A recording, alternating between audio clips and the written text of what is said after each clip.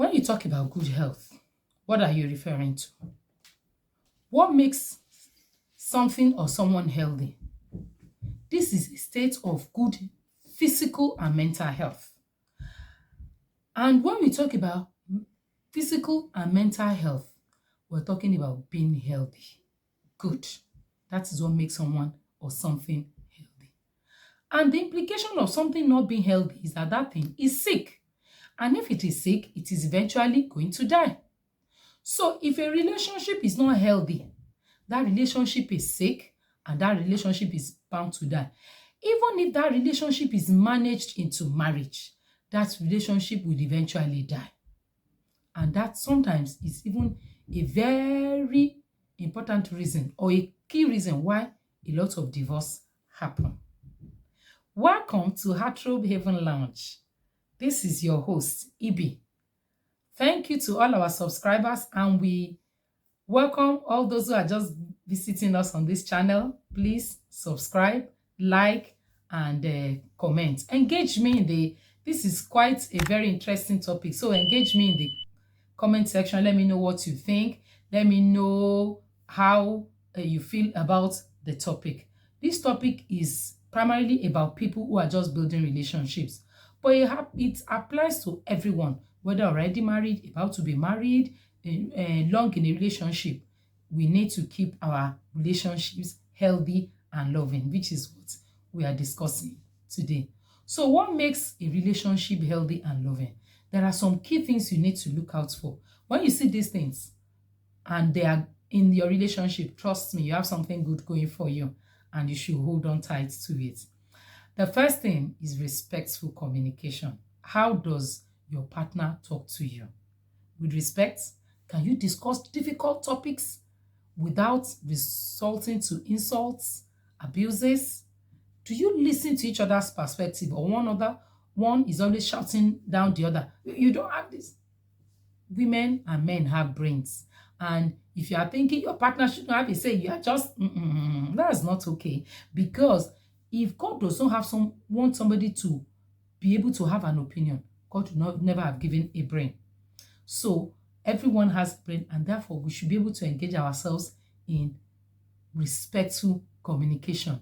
And as we engage ourselves in respectful communication, open communication, you will see a lot of signs that this relationship is definitely going well. Now, it's also important that there must be trust and honesty in a relationship. You must be able to trust who you're in a relationship with, and you must be honest. If you're honest to your partner, then you will build an atmosphere of trust. If you're constantly lying to your partner, you won't build an atmosphere of trust. And it is easy for people from outside to come and talk to the person and they believe you because they are not sure of you. But when two people are in an atmosphere, in a place where they have honest communication, where they are honest to each other, then it is not easy. I give you an example. I tell people, I said, it's difficult for somebody to come and tell a lie about me to my husband. If I tell you, please, I'm going to Lekki and I leave my house, and I have a reason to deflect to Yanokpaja, you can see these are two extreme opposites. I will call him on phone. If I don't get him, I quickly send him a text. Sorry, I'm on my way to Yanokpaja. So you come home to say, I saw your wife in Yanokpaja. How does that bring lack of trust? He knows that I left home wanting to go to Lekki, but I had to veer off to Yanokpaja. So we need to be honest to each other in relationship. But it's easy for somebody to come and tell a lie, to come and get into your relationship, or for a relationship to become unhealthy when you have already said you are going to Lekki, you are found in Yanokpaja. How does a person marry the two? We must be able to create a safe space for ourselves. With trust and honesty, there'll be a safe space. We won't be under constant threat of living under a place of suspicion. And there must be healthy boundaries. Healthy boundaries in relationship. No name calling, no insult, and we must respect each other's need also for space, for time. Healthy relationship is not a possessive one. Where are you? Where are you going? You must be with me at all times. No. There must be healthy boundaries and space for friends, for family, for any other thing that we're engaged in. That's what makes our relationships healthy. Now, There must be empathy and kindness. You must understand yourselves, have compassion for one another. A partner must genuinely care about the other. If your partner does not care about you or your well-being, it's all about him or it's all about her, that relationship is most certainly not healthy. And then there must be common grounds. What do I mean by common grounds? You must have shared values and goals. Your goals in life must be the same thing. Your values must be the same thing. Here, we're not talking interests and hobbies. Interests and hobbies are a different ballgame entirely. But you must have common values and goals. I give you an example. If one of your values is core honesty and you're in a relationship with a partner who is not honest, that relationship cannot work. You either become dishonest or the relationship doesn't work. Because I tell you, now take an example. The man tells you, tell that person coming, I'm not at home. And you're like, I don't see a reason to lie. If you don't want us to open the door, it's over. No, no, no, no, you must open the door. The person will see car outside. Just tell the person. You start lying before you know it. So it is important that you have shared goals and values together in life. And then there must be commitment in your relationship that this person is committed to you. If you are the one phoning the person, calling the person up, you are the one following up with the person, everything, the giving, all the giving is all on your side, not just financials. Financial is a part of it, but not just financials. You are the one giving gifts on the person's birthday. You are the one going to look for the person. Everything. The other person is not contributing anything. That relationship is definitely unhealthy and cannot work. When you're in a relationship with somebody, they must prioritize you. Remember, that doesn't disturb your space for family, for friend, and everything.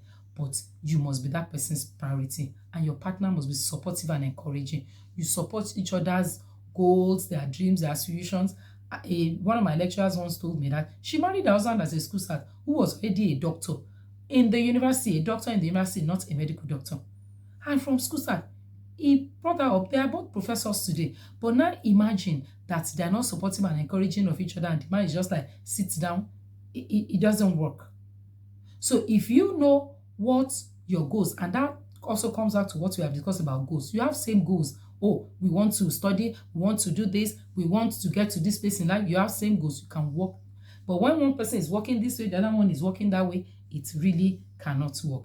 Because when you are supportive and encouraging, you'll be able to celebrate each other's successes and then also encourage each other as you grow together. There must be interdependence and teamwork. When a relationship is healthy and loving, even the Bible says, two are better than one, for they have a good reward for their labor.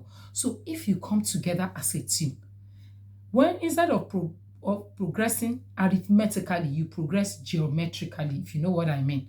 So two, that is why the Bible says one will chase 1,000, but two will chase 10,000.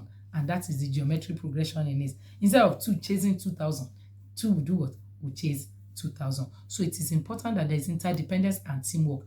That way, we can both enjoy our relationships, maintain our identity. Remember, it does not stop you. Loving relationship does not stop your individuality, no. But in a loving relationship, you maintain your identity and your interests. You also have a sense of security and comfort in a loving relationship. You feel safe and comfortable being around your partner. The person wants you around. He misses you when you are not around. It is very important that we have partners who want us around. But if you are the one just going there, the partner never reciprocates. And I tell you, this one is very key. Really, really key. You must have healthy conflict resolution. I say it again, healthy conflict resolution. How do you deal with your issues? Remember, there is no relationship where there are no disagreements. But when such disagreements come, how do you resolve them? You must be able to disagree without, in a healthy way, without fights, without quarrels, without name calling. You must be able to work together to have a solution. I'm not talking about sweeping it under the carpet, which is what a lot of people in relationships do. Let's just continue. Let's just continue. What is important? And then one person keeps apologizing even for the misdeed of the other. One person keeps forgiving and forgiving. Is a ticking time bomb. You must have a healthy conflict resolution. How do we solve our issues? When we get to this point, what happens? You sit down together as mature people and talk about it. Not sweep it under the carpet where it keeps piling up and then it explodes in your face. That is definitely not a healthy You must be able in your relationship to be sure that this person has affection for you. When you are in a healthy relationship, your partnership will bring growth for you. You will have more self-confidence, you will grow financially, you will grow in every area, your career, everything, because of the relationship, the quality of relationship you have, and the support you enjoy from your partner. Remember, I want to tell you that these partnerships, they can grow, that can improve over time. So the fact that you have some of these things that are not working yet does not mean you cannot work at it. But if you are unable to work at it and bring it into the relationship, then the relationship is not healthy. With effort and communication, you can bring it to become healthy. Remember, a partner in a partner in a healthy relationship appreciates you, wants you around, is proud of you, trusts you, expresses himself freely with you, is open to you. You have common grounds which are same shared values and goals. He respects you, he supports you. He here is generic. It may be a guy or female, depending on who is listening to me now. He encourages you. It's your greatest cheerleader in life and resolves issues with you. If you find yourself in any relationship that lacks many of these signs, it's a big red flag. Although it doesn't necessarily mean that the relationship cannot be saved. It doesn't necessarily mean doom. But what you need to do is, if you are concerned, you have many of these things not being present, then you may need to talk to a couples therapist who can help you work through your issues to determine whether it's actually a good relationship. Remember, subscribe to my channel so I can generate more content for you. Thank you for coming to our channel. Remember to give us like and give me your comments so that as you engage with me, you can create more content. Thank you. See you in my next video. Bye.